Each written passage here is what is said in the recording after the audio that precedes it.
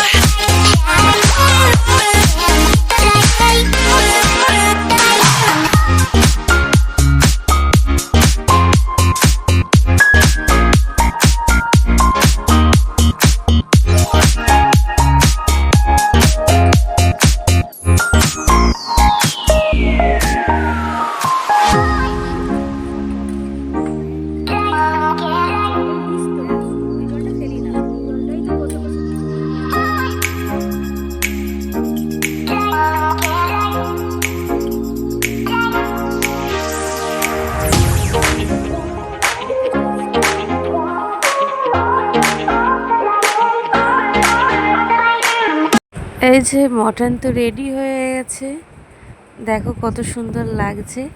তো চলে এসো ঝটপট, একসাথে সকলে বসে খাবো ভাত দিয়ে। চলে এসো তাড়াতাড়ি। আর আজকের রেসিপিটা কেমন লাগলো আমাকে কমেন্ট করে জানিও। সবাই ভালো থেকো, সুস্থ থেকো। চলো, টাটা, বাই।